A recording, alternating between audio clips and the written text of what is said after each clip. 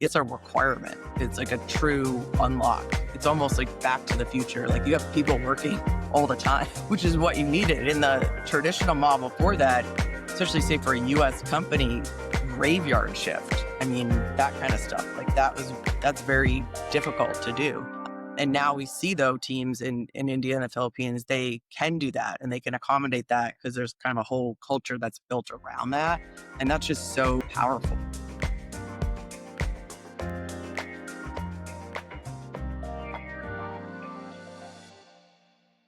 Marlene, welcome to the Exordiom Talent Podcast. You've been a friend and you've been a family since we worked together at Zora for over almost 7 years. And it's so exciting to have you here. Welcome. I am so excited to be here, Nij, and talk about these great topics. So let me do a quick introduction of who Marlene Summers is. Marlene is a decorated leader in the customer support and CS space. She's seen the journey from the early days of subscription economy all the way now to the AI economy. She's worked at incredible companies like Salesforce, like Zora, Velocity, and she's now leading the charge at ECI.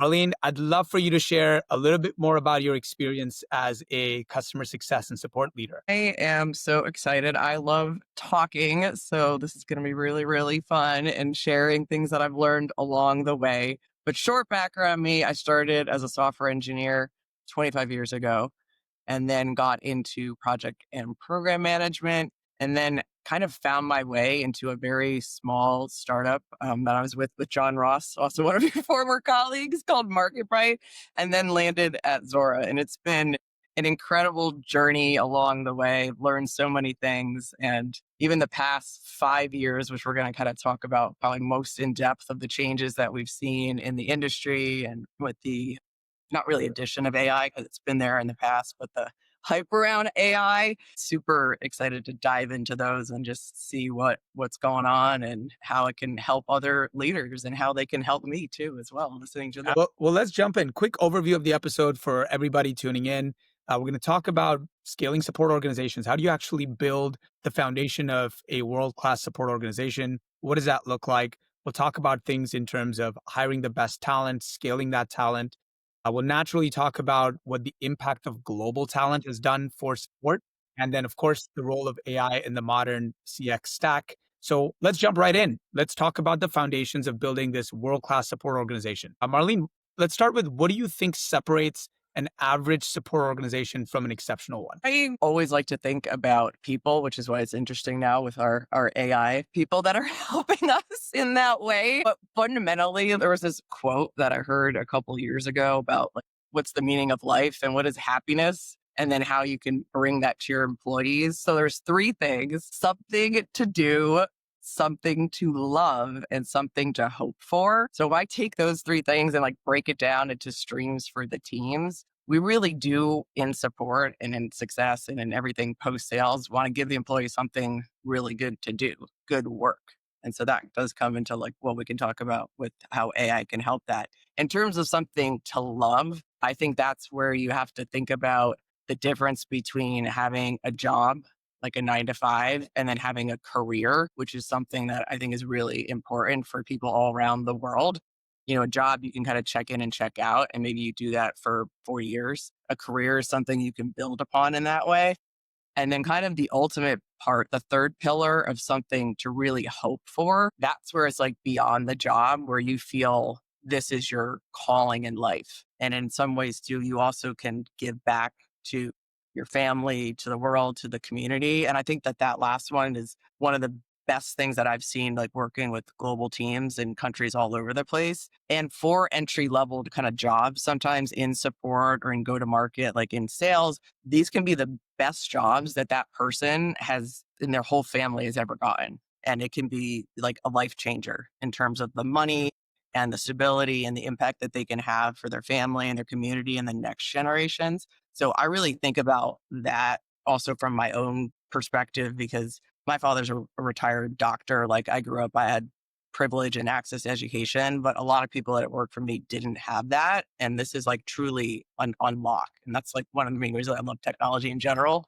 People around the world can learn technology and then create these like beautiful lives for themselves and also really cool software, which is why we're all here. Really cool things get done and really life changing things are get done out there. So super exciting. I love that, and I think the opportunity is pretty big now, more because, I personally have always believed that consumer behavior drives behavior that we bring into our businesses, right? And we're almost in this concept of like an eyeball economy or instant gratification.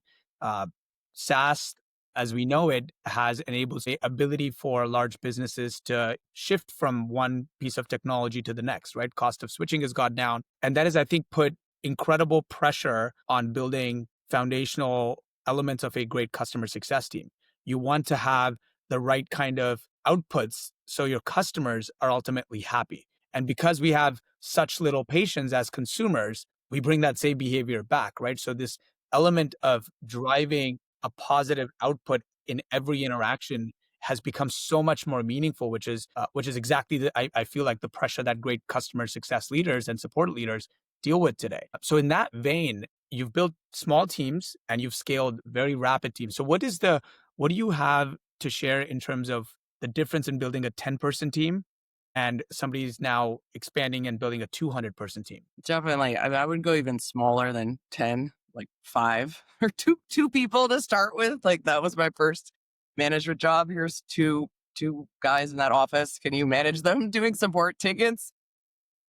And again, wherever your company is on the journey, there's some variation. But in general, I think when you have a small number of people, each kind of person, and then that extends to the other functions in the small company, everybody's kind of pulling their weight. You show up, there's minimal kind of politics and positioning. And like, when I first got into management, there wasn't instant messaging, whether it was emailing. But the best part of organizing a small company, like, we didn't have to email because we were just all together.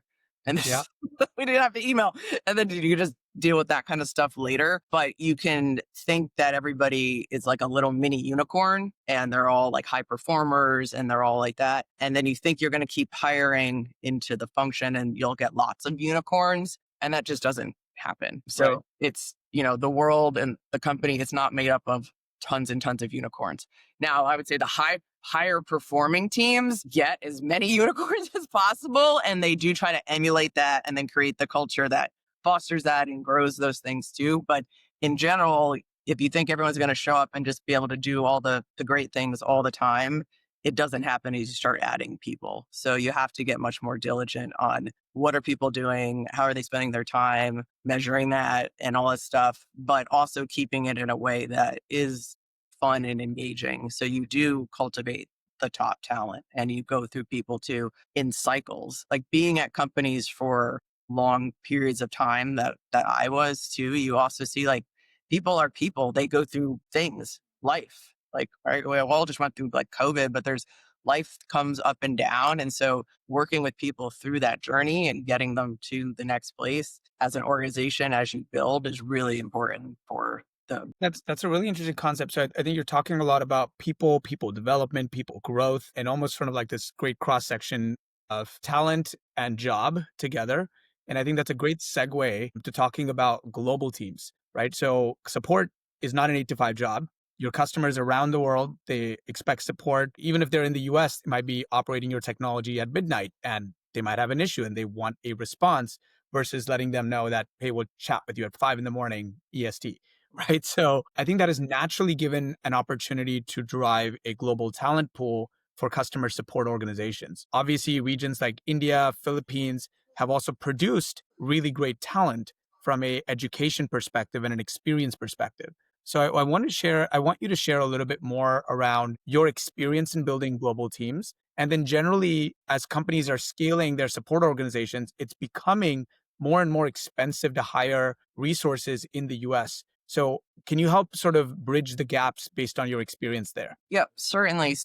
I would say early, early on, definitely motivations were for outsourcing around cost purely. And then before we had these very collaborative tools like the Zooms and the chats and stuff, there would definitely be the emailing that I just talked about. That was the main way we could communicate on that kind of stuff. So I think it was difficult and then it led to, some maybe misconceptions that I think are there's still lots of challenges. There's leadership is hard. Managing people anywhere is hard. Now we talk a lot about like remote versus in office and stuff.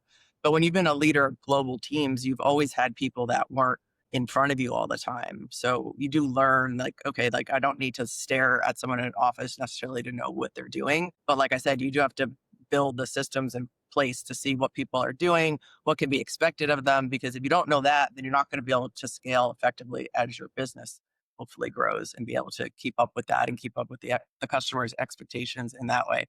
So now when you go look at the tools that we have and the ability to like literally see each other and talk and have that 24-hour cycle, I mean, it's not just an optional thing. It's like, it's a requirement. It's like a true unlock. It's almost like back to the future. Like you have people working all the time, which is what you needed in the traditional model for that, especially say for a US company, graveyard shift. I mean, that kind of stuff. Like that's very difficult to do.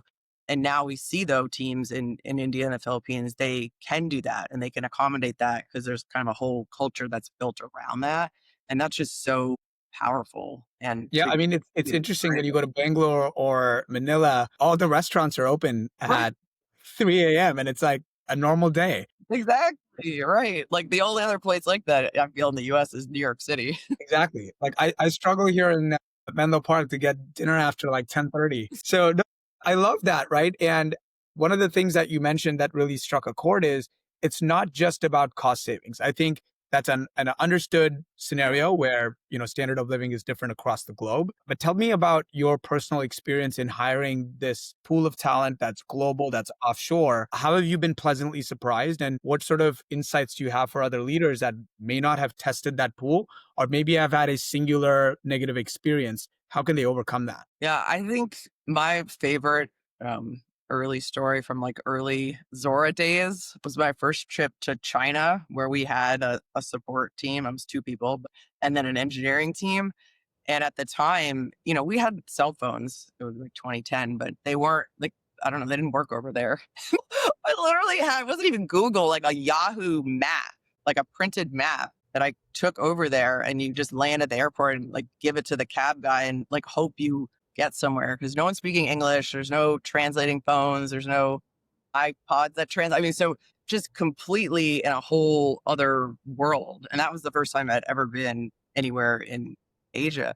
But to be so immersed in the culture and like same thing when I've gone to like India, the Philippines, you really see like I think the humanity of all people. And from a different perspective than maybe if you're just a tourist, because you're actually, in an office, you're working with people just like you do here in the US. And so you're like, wow, this is literally it seems super, super different. I mean, the food's different, like the architecture is different, but it is so the same. Like the technology is the same, the talent, like you said, the people, especially people in support. And a young woman that worked for me at Velocity once, and she had shared, I mean, she's probably like 23, 24. She was making more money then than her father at that point because she just had access to education and then to get a job at this great company super incredible talent, I think, around the world, but particularly in Asian countries, and just so much interest in doing well and propelling like that kind of grit and energy. I mean, that's what all technology was based. Like we think, how we used to live in Silicon Valley. We think like the world revolves around Silicon Valley and that thing, but that kind of electricity is all over the place in these tech hubs. And that's literally what drives the innovation and drives all the cool products and drives the reason that we're here today and can do these types of activities. So, Yeah, it's super insightful, and I agree with you, right? I think the education systems across the world are very strong, especially when you look at regions like China, like India, like the Philippines. Literacy rate is super high, and what's interesting is we're seeing this talent not just do some basic support around maybe billing and accounting. We are seeing customers hire these folks to do all the way from like level 1 to level 3, level 5, whatever their internal levels are. We have companies that are getting into like deep tech customer support, and these people are sitting out of the Philippines, right? So it's definitely eye opening when companies are willing to open up their sort of lens on looking at international talent, because I do think, especially even in the last 3 to 4 years, the education system has forced amazing talent to emerge Right. from Yeah. these, right? And I also love the point that you made, say that lady was making more money than her dad. That also drives a variety of things, right? You see lower attrition, people stick around and work for longer. They're not always in the Silicon Valley bubble where they're itching for the next promotion. They're just satisfied learning on the job, doing the job, delivering great outputs because they're not in sort of this rat race to get the next promotion. Yeah, definitely. And I think too on the, those early conceptions of what outsourcing was, it was like, okay, like tier one or lower tier type of stuff. But again, with the shift now, and we were already, again, there has been AI out, but even before AI, like looking at self-service, looking at communities, because right, when no customer really wants to ask you the easy things anyway. If you can make it available, like people have gotten used to now just searching and finding the stuff. So those types of easy things go away. And in the past, companies that have been at recent years too, like we're getting rid of the tiers and just bringing it all to a group of people that service the products. And so those people, as long as you know the products, you are not just doing the easy things and then somebody else is doing the hard things. So it really is kind of democratizing all the work and, let the AI or let something else do something that's easy. But for the stuff that comes to you as the talent pool, be able to deliver on that at all times a day. Like you said, Yeah, customers I love it. are always on, the cloud's always on, like, things are always going on. So, you got to be there when the customers need you. Exactly. So great segue. Let's talk about corporate America's favorite new topic, AI. What's interesting is I came across a stat. 74 of the S&P 500 companies discussed AI in their earnings calls recently. So obviously a massive rise, but then I'm also kind of surprised as what are the other guys doing? Why are they not talking about AI? And also, you remember that interesting stat from the Zora days where we said 50% of the Fortune 500 will disappear if they don't do subscriptions, Yeah. right? And I actually Googled it. It's interesting. 52% of the Fortune 500 companies in the last, I think, 10 or 15 years have actually gone bankrupt. Hey, that's Isn't a, that crazy? yes.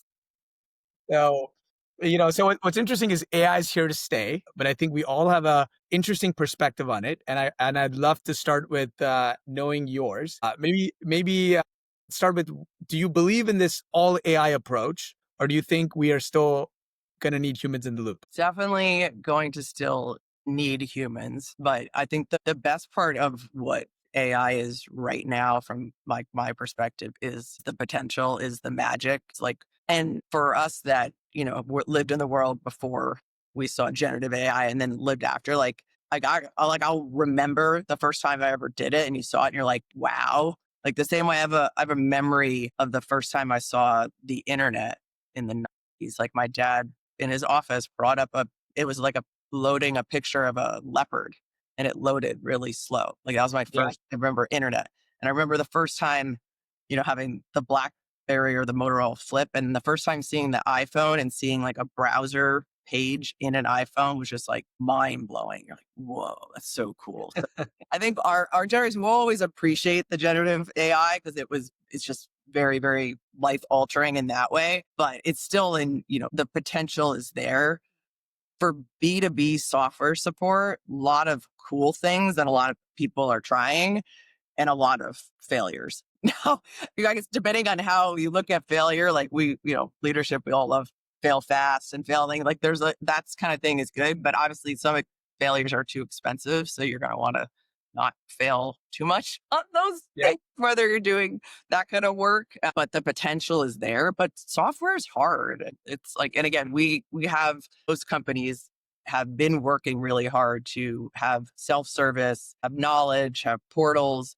And so if like once you get all that kind of stuff, I think there is some things you can unlock. But when it comes to like one of also the key things that I look for in hiring for support people is that troubleshooting ability. And like, it's like I said, my dad was a doctor, sister's a nurse, like triage. Like there's a reason we use that word. Like, can you assess the problem, use the skills, use your experience, your education, the tools available, assess what's going on, and then come up with a recommendation and a plan to go forward. And that is hard. AI is good now. It can give you a lot of information. It can help you in some ways, but still that experience, that troubleshooting, that's where the complexity is. And so, as we keep moving forward and trying to make that better and make the models better, lots of potential. But again, just a lot of work has to be done. And it's not as simple as, I think maybe you would hope for just initially. It'll take some Exactly. time, but you gotta get somewhere and, get going on it and see what's going on. But lots of cool things to come, I'm sure. Absolutely. And I consider myself AI forward. So there's an expectation where if I run into a challenge, I just wrote a blog post on this, like this whole concept of like my wife was screaming representative, representative on the phone, right? And she was doing it for some consumer product. But again, it's that same concept where if you're not getting your answer, right? If you're not getting a solution, it becomes very easy for a vendor to lose a partnership or a customer because they're frustrated. And that frustration, because of the sort of eyeball economy that we're in, continues to grow more and more, right? So, and switching costs are becoming lower and lower. Yeah. So, I agree with you saying you're going to have to need a human in the loop. And I also, it's interesting for even our viewers, even Jensen at NVIDIA said that yes, AI is going to take aspects of a job, but I think it's going to give us a lot more time to step back and ideate and think about things that we can create or revolutionize, right? And there's obviously ample opportunity across all of these business functions to do exactly that. Can we become more productive? Can we drive outputs faster? One of our customers that is extremely high growth, they are sort of on this 100x trajectory. They've actually leveraged a whole bunch of our offshore resources and they've tied them with AI. So they're seeing much better deflection rates. They're seeing much faster ticketing conversion or response rates. And they've actually moved the entire support or a framework that they had from forums to in-house by managing cost, leveraging global talent, but also bringing in AI. So, that has been super eye-opening for me to say, here's how a leader has actually revolutionized support in their organization. Yeah. Yeah. I think Um, it's where the AI slash automation slash workflows like really come together. I mean, that is like the support gold mine for operations. Can you get all these things to actually produce what you want to do on the support delivery perspective? And that's where also, experienced leaders know you can do a lot of things at one company and then you leave. Like when I left Zora, I was like, oh, I'll just, repeat. And it's like, oh no, like the world, first of all, the world changes, but companies are different, situations are different. So yes, you absolutely need experience. And I think that that's going to be one of the things that I do think is challenging for this next generation of people that are born now with all the things on the internet and all the things with the AI. Like I learned computer programming with books, real books like this. And Absolutely. then you went in front of the computer, but like the learning model is like is so different now. The Yep. kids in school, like they're on computers all day. Like it's so you're like, what's the role of the teacher? And so I think it's gonna be different. Again, it's not gonna be the end of the world because like our generation, the previous ones thought we were the end of the world too. So it's not gonna be the end of the world, but it is a very different way. And so you're gonna have to think about again on the talent side and where people are working and how they work and how they train themselves, having access to the AI tools and the stuff like on learning and identifying what, areas that different support reps need work on. Like that's all really good stuff. And before the AI part, like again, you could try to do the stuff with automation, but it was kind of slow and you relied on different people to have to set it up for you and stuff. So I think that that's a real good unlock with AI. But if you don't have leaders that understand what they want, it can just be a distraction. So you got to be intentional and you can't design for everything. So what's your biggest like top three pain points for your organization? And then how do I use these tools to optimize for that? If it's that we want to be more responsive, okay, so where are we missing? Like what are the hours that we're missing? Where are the channels that we're missing, right? And you can use the AI tools now to synthesize that stuff a lot quicker. So I think that that's really good. And then great leaders will know what to do with that. So Marlon, that's a good point. Like, how do you think about if you're given a blank slate, and for the viewers, how do you rethink and redesign an organization in support leveraging AI, leveraging offshore staff, and maybe in-house resources? Like, how do you model that out today? I think the main part too that will always go back for me for support leaders, which doesn't necessarily go away, but as companies get bigger or you have more and more people that work for you, if you become just kind of like the operational figurehead and you're not talking to your customers anymore, then you're gonna get disconnected, right? Because you can build a lot of operations, you can watch a lot of numbers, but you have to, and then you get, we have CSATs, we have NPS, we have ways that we survey customers, but even that isn't the same as what's going on in the base. It's like the back channel. What do your customers say about you when you're not there? Or you're there, but they're, it's out somewhere in the internet, like that kind of feedback. So being in touch with what your customers want and the types of channels they want and their expectations, that can be very different depending on whether you're building a new team or you're taking a team over that needs assistance. So wherever that is, go find out what the customers actually think. Go find out what the field thinks, what the pre-sales team thinks about the support, and take that either positive stuff or negative stuff seriously. Because even if you think you're not measuring it, it's still real in their mind. I mean, the biggest complaint in support from a customer usually is it's slow. Whatever the support is, it's slow. Now, slow can be Yeah, very different for different people. Slow can be 20 minutes. Slow can be 20 months, right? I mean, there's different right. variations of what it is, but you have to know that. So you have to know your customers. You have to talk to them. You have to be able to understand that. And then depending on where your business is at, you are like as a support. I know there's a lot of talk like support isn't a cost center. It can become proactive. It can, more accelerated plans on it. You can do all that.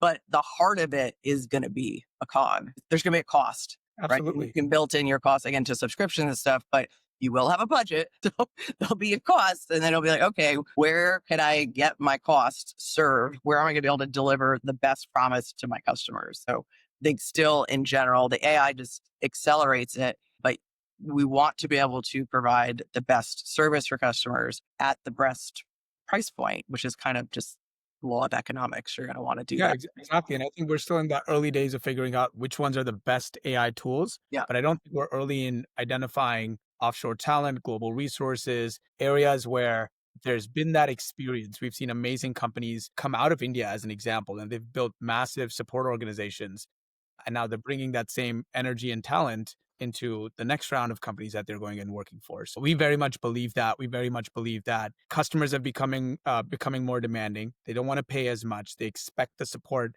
and the service. So as AI continues to evolve, develop, we're going to see emergence of better applications, better tools, more deflection in the right ways. But I think that human support of tying things from international regions, sort of supporting that with in-house resources is the right framework for success. Yeah, absolutely. And I think too, the one thing that we don't talk about as much with AI, but it is important.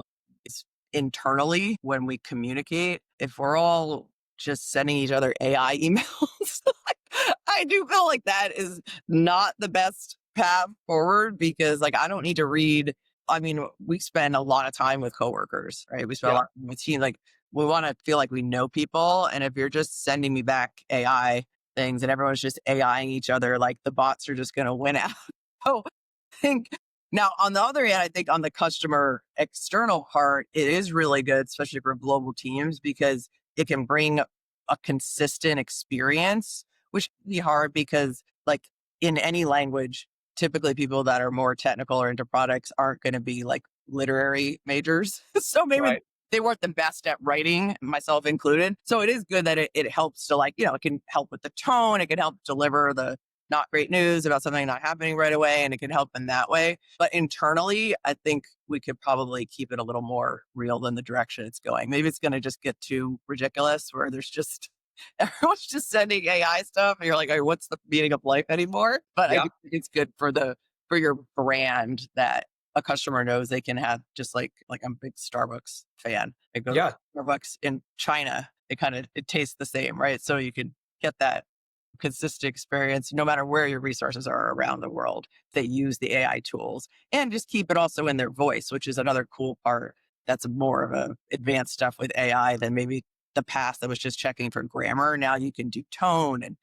sentiment. can match a customer. Like some customers are very wordy. They would like big, long responses. Other people are like, please do not ever do that. So now you have this really easy way to do it, which in the past would take a lot of time for a support person to work on that. And you try to teach Absolutely. them And, that. and, and all of these It's a lot of resources work. offshore, they're trained on AI. They leverage it in their personal lives. They've done it in their previous jobs. And then they're leveraging the playbooks that CS leaders here in the US are building Yeah. through AI, right? So I think it's been fascinating. Yeah. Marlene, this has been super helpful. We'll do something fun. Let's do a quick fire round.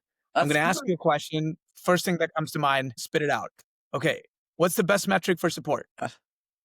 I'm going to go with time to resolve, time to solve. Got to be quick, Okay. quick, and it better be right, but quick.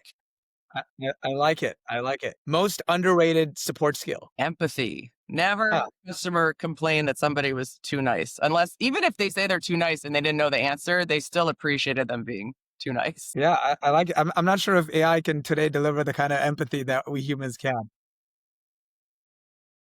One tool that you cannot live without. Definitely the phone. Okay. I'm a phone addict. I do embrace the 24-hour clock, so I do pretty much check things. But then hopefully, well, I don't think I get 8 hours of sleep. The 6 to 7 hours of sleep I get outside of that window, I am always checking things. So love the phone, but the phone is also, you get to be anywhere in the world, be Yeah, connected. So I think that that's a big that's a good part. one. I think I'd pick the same thing. Yeah, that's pretty good. I wouldn't have thought of it, but you're spot on. Okay, last one. First thing you would recommend for a fellow CS leader.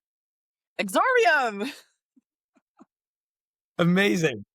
Be really, really, really intentional with your job, whether you're new in a job or again, you've been there a while. I think learning from other leaders is key, like listening to podcasts, like going to events. I still like in-person events.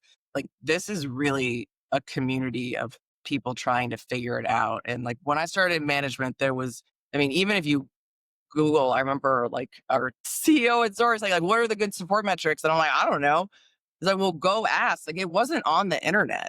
Like now, generative AI could spit out your whole playbook and give you all the numbers. I mean, tell you all these things, but there's still like the execution is not going to happen just by being told, here's a number, here's a thing. So you got to learn for other leaders. You got to know what's going on, make informed decisions for your business. And so, like, ask those tough questions. Don't be afraid of seeing what is out there and what the potential is for your company and matching to those expectations that your business leaders have for you, and go out and find out what other people are doing and make it make sense for you, or dismiss it and move on. But that is really, really key. And it's a really exciting time out there. And so And happy of to connect course, with come and anybody leverage. who's interested too in connecting and learning and helping me. Yeah, and of course, leverage Exordium talent so we can fulfill the 24-hour global team for you. Exactly. Well, Marlene, this has been great. A quick recap. It was exciting to hear about how you can build strong foundational teams, how you can scale a support organization from 2 to 200. What are the critical aspects that it takes? Defunking and demystifying the concepts around the challenges with global talent that people have to what they actually do and how educated and experienced that they can be in order to fulfill some of the sort of key metrics, even just like the time to response for a customer. We talked about AI, the role of AI today, how that's going to evolve, and the role of the humans in that AI process, where we bring in a lot of empathy. Really, really great things for even me to sit back and think about as we continue to support our customer base. But we're hoping that everybody that's listening in and tuning in found this really helpful. Marlene's available through LinkedIn. If you want to sort of be part of the community, please feel free to reach out to her directly. But Marlene, thank you so, so much for sharing your insights. Always a pleasure to see you and see the smile on your face. Yeah. Thank you so much for your time. Thank you. This was great. Marlene, catch you soon.